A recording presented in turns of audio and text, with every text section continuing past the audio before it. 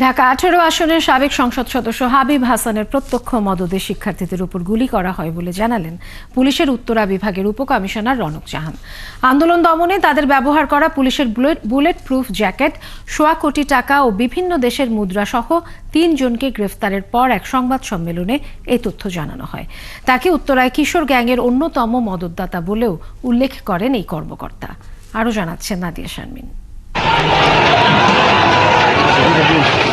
বৈষম্য বিরোধী আন্দোলনের প্রথম থেকেই উত্তাল ছিল উত্তরা। আন্দোলন দমনে পুলিশের পাশাপাশি সাদা পোশাকেও গুলি চালাতে দেখা যায় কয়েকজনকে।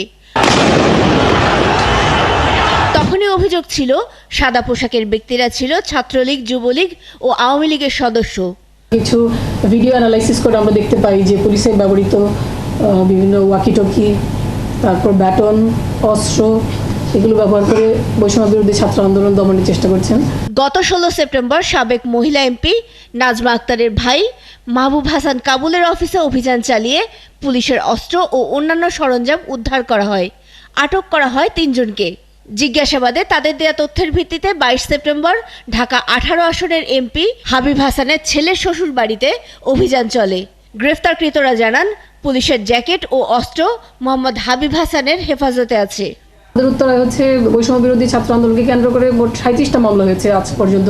তার 12টা মামলাতেই তাকে জাহান্নামী আসামি হাবিব হাসান এবং তার ছেলে আবির হাসানের নাম রয়েছে 2টি মামলায়, এবং তার ছেলেরই শ্যালক সাজ্জাদ, তার শ্বশুরের বাসায় এগুলো ছিল আবির হাসানের, এবং আরেকজন যিনি তিনি তার ভাইরা ভাই এবং তিনি ঘর জামাই হিসেবে ওখানে থাকেন, এবং সাইফুল ইসলাম ম্যানেজার। পুলিশ ধারণা করছে আন্দোলন প্রতিরোধে এসব সরঞ্জাম ও অস্ত্র ব্যবহার করেছেন হাবিব হাসান ও তার ছেলে আবির হাসান তামিম সহ তাদের লোকজন। আসলে তাদেরও এগুলো সংগ্রহ করার সুযোগ রয়েছে তার অবৈধভাবে। আবার যে এটাও আপনারা জানেন যে ধারণা করা হচ্ছে যে আমাদেরও কেউ কেউ তাদেরকে ব্যবহার করেছে।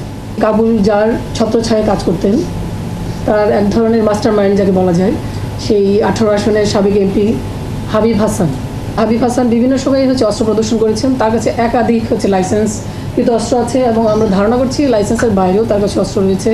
তার মতে উত্তরায় কিশোর গ্যাংকে মদত দেয়া এবং তাদের রাজনৈতিক উদ্দেশ্যে ব্যবহারের পেছনেও আছে এসব নেতারা।